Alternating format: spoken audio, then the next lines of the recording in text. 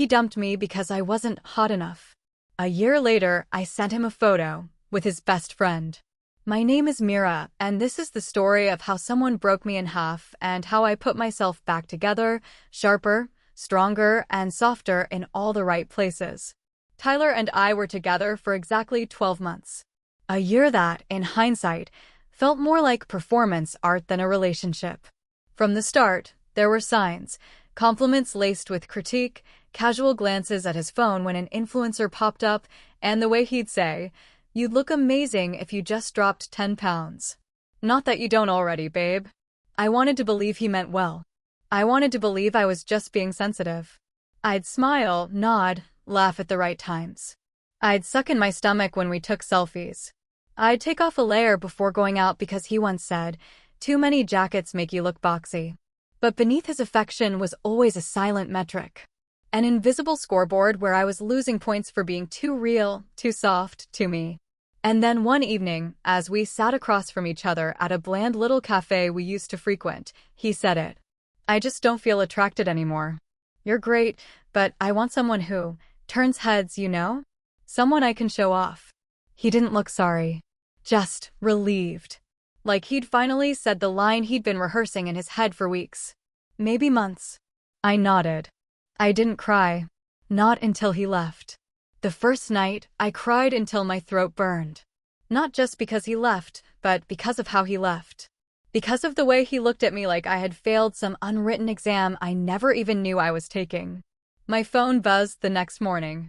Not from him, of course, but from friends who had already seen the story. He posted him and a girl I'd never seen before, both of them posing poolside, drinks in hand.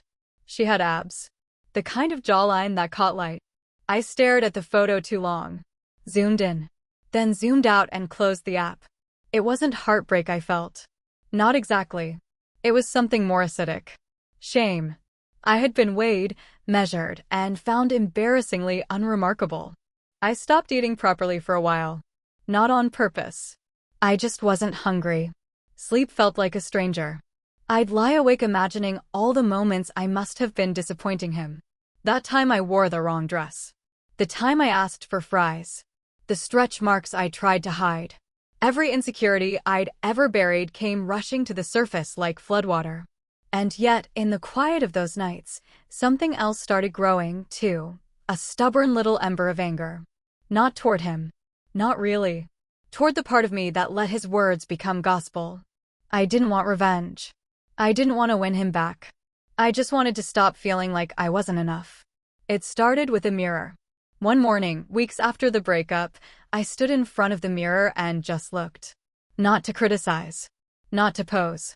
I looked at myself like I was someone I didn't know yet. Someone I was meeting for the first time. My body looked tired. My eyes hollow. But there was still something underneath all that, like a trace of someone stronger waiting to step forward. Someone who had survived something. That day, I made a promise. Not a dramatic, Hollywood-style vow. Just a quiet one. That I'd take care of her, this woman in the mirror. That I'd stop letting her be someone else's project. That I'd make her my priority. I started small. A walk around the block. A proper breakfast. A playlist that didn't make me cry. The gym came later. I remember stepping into it for the first time with oversized clothes and fear sitting in my throat. Everyone looked like they belonged. I didn't. But I stayed. I walked on the treadmill like it was a lifeline. Then, little by little, I learned how to move. How to breathe through the burn. How to appreciate soreness as proof I was trying. That I showed up. And in between reps, I started showing up for myself in other ways, too. Blocking his number. Unfollowing the accounts that made me feel less than. Looking in the mirror and not flinching. That was the real glow-up. Not the inches lost, but the respect gained. Progress isn't linear. I had to learn that the hard way. There were days I woke up and felt powerful. Stronger. Not just physically, but emotionally, like I'd been sharpening my voice in silence. But there were also days I wanted to disappear again. Days where I saw someone like her, the new girlfriend, and felt that old sting return. The sting of comparison. There was one night I came home from the gym and caught a glimpse of myself in the mirror. Sweat-drenched, hair wild, face flushed. For a second, I felt proud. But then I thought, would Tyler be proud of this? Would he finally look at me and say, "Wow, Mira, now you're worth it"? The thought made me sick. Because that wasn't the goal anymore. The goal was to never need his voice in my head again. So I resisted. Resisted the urge to stalk his profile. Resisted the internalized hunger for his validation. I focused on my routines, my progress, my peace. Somewhere between those battles with myself, I started making friends at the gym. Real conversations. Genuine laughter. People who didn't know my history or my wounds, they just saw me. The woman who showed up. The one pushing herself silently every day. And for the first time in months, I started to see her too. It was a Tuesday night when everything shifted. I had just finished a late workout and was sipping on a protein shake in the corner of the gym. My body ached in all the right ways. I was scrolling through music when someone sat down beside me. "You always take that machine like it owes you something," he said, grinning. I looked up. It was Liam, someone I had seen a few times in passing, usually spotting others or doing insane sets I couldn't imagine trying. But he never looked smug about it. Just focused. I laughed. "It does. It owes me a new self." He tilted his head, genuinely interested. "Looks like you're collecting on that debt." It was a simple exchange. But something about it sparked a warmth I hadn't felt in a long time. Not flattery. Not performance. Just two humans, talking without pretense. We didn't become best friends overnight. But that conversation turned into others. Then occasional partner workouts. Then coffee. There was no flirting. No pressure. Just ease. Realness. And for the first time, I wasn't bracing myself for the moment I'd feel small. Liam never made me feel like I had to shrink to be seen. He looked at me like I already was someone. I had just gotten home from a run when I saw his name. Tyler. Sitting bold and undeserved in my Instagram DMs. My stomach clenched. I hadn't seen his name in months. I hovered for a second. Then opened it. "Wow. Just saw your latest photo. You look incredible. Honestly, I didn't realize how much you'd changed. Hope you're doing okay." No apology. No self-awareness. Just a breadcrumb of interest disguised as a compliment. I didn't respond. 2 days later, another message. "I was thinking about you the other day. We had some good times, huh? Wanna grab coffee sometime?" And suddenly, all those months of growth echoed back at me like armor. The old me might have felt flattered, curious, tempted. But I didn't feel a single urge to entertain it.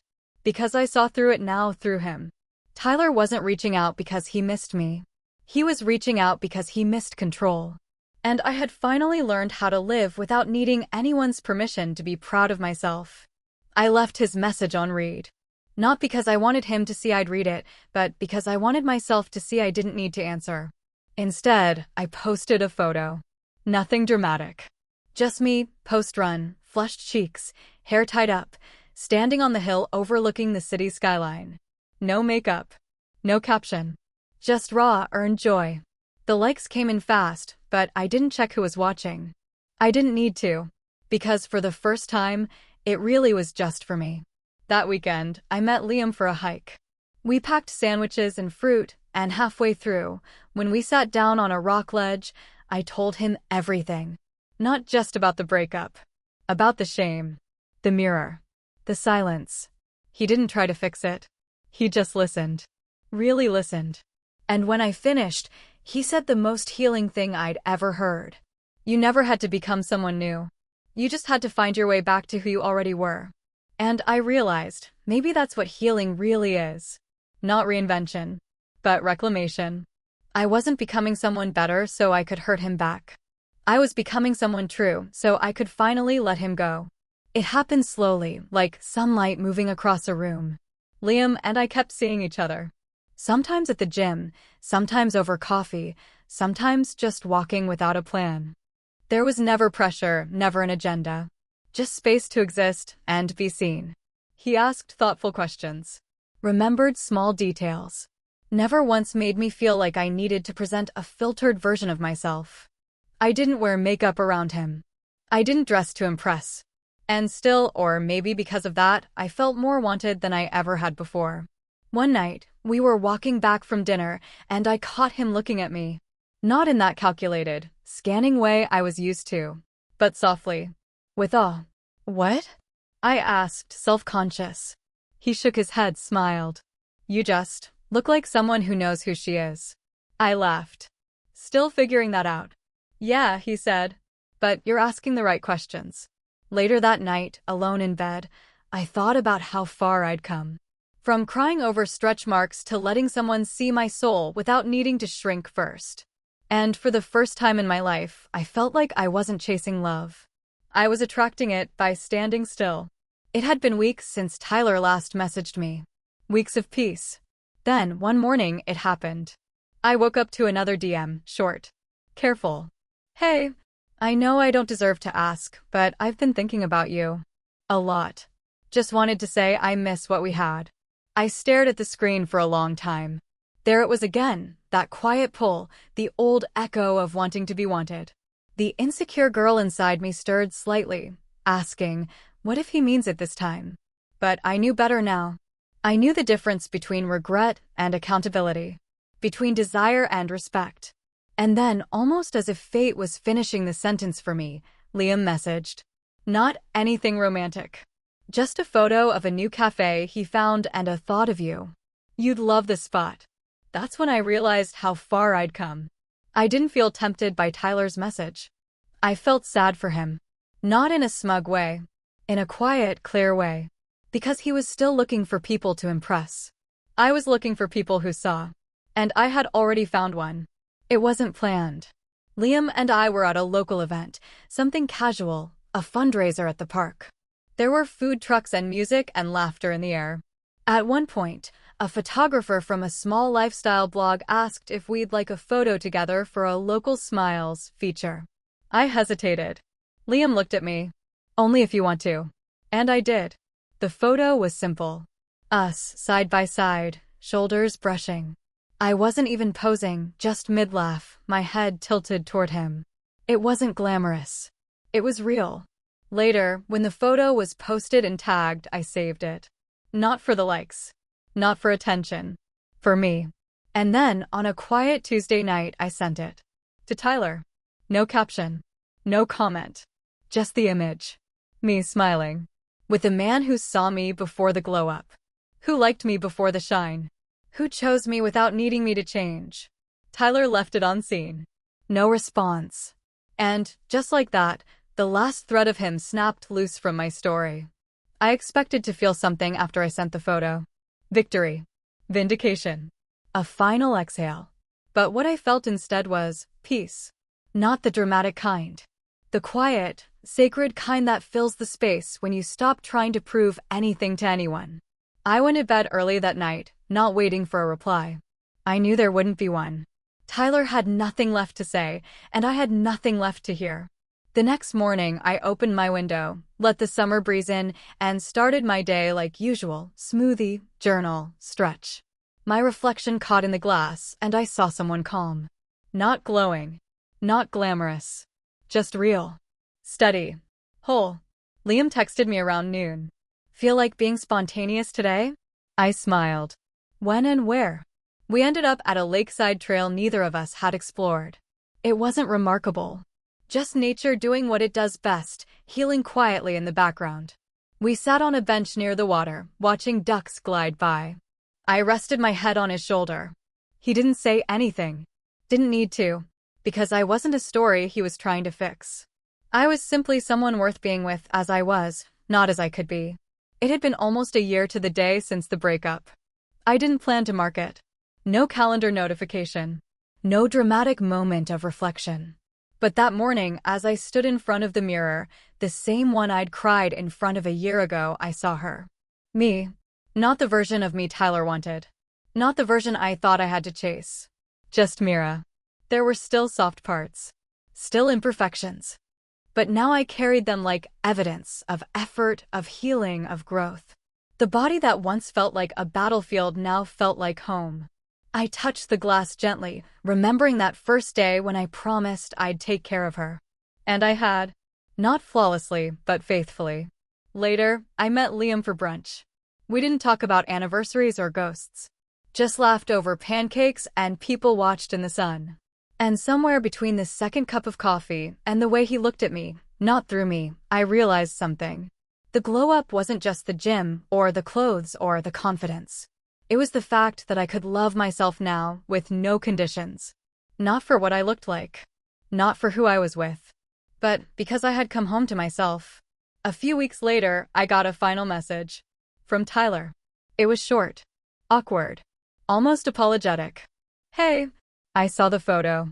I didn't realize you and Liam were. I don't know. That close. Just wanted to say I'm sorry. For everything. I stared at the message for a moment. Not out of anger. Not out of temptation. Just curiosity at how small his words felt now. How powerless they were against the woman I had become. I didn't respond. Not because I was being cold. But because there was nothing more to say. He wasn't my villain anymore. Just a chapter I'd outgrown. I turned my phone over, letting the screen go dark. Liam came in from the kitchen, holding 2 mugs of tea. He handed me one and sat beside me. We didn't talk about the message. He didn't even ask. He just looked at me the way people do when they've seen every shade of your healing and stayed. And that's when I realized silence can be weightless too. Especially when the only voice you finally trust is your own. Summer melted into early autumn. Liam and I spent more time together, not rushing anything, just unfolding into something that felt easy. We hiked, cooked, sent each other ridiculous memes. Somewhere along the way, our hands started finding each other naturally. So did our hearts. One evening, after a quiet dinner, we were sitting on his couch, legs tangled, some soft indie record playing in the background. Mira, he said gently. Have you ever thought about modeling professionally? I blinked. What? He smiled. You've got presence. I don't mean just looks. I mean, how you carry yourself now. There's something real about you that people would connect with. I laughed. Tyler used to say I wasn't photogenic enough. Liam didn't flinch. Then maybe it's time someone else told you the truth. A few days later, he introduced me to a photographer friend of his.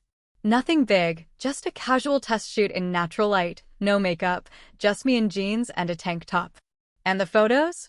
They didn't look like a fantasy version of me. They looked like someone who had earned her skin. When I saw the final edits, I didn't see a girl trying to prove her worth. I saw a woman who finally believed in it. The first magazine feature came out in winter. It wasn't a fashion spread. It was an interview about self-image, resilience, and transformation. The writer called it the power of reclaiming yourself. They used one of the photos from that first shoot, the one with me sitting cross-legged on a rooftop, face tilted toward the sun. No contour. No edits. Just me. When the article went live, I didn't tag anyone. I didn't post about it with confetti emojis. I just shared the link with a quiet caption. Here's to every version of me I had to outgrow to find this one. I didn't check if Tyler saw it. Because I was no longer performing. Weeks later, Liam and I were sitting in a bookstore cafe, reading in comfortable silence. He nudged me and pointed to a girl nearby scrolling through her phone. She had my article open. He smiled. I did too. That night, as we walked home, snow beginning to fall in soft spirals around us, I thought about how far I'd come, not just in distance from a breakup, but in distance from the belief that I needed to be more to be loved. I didn't get revenge. I got freedom. And in the end, that was the quietest, most beautiful victory of all.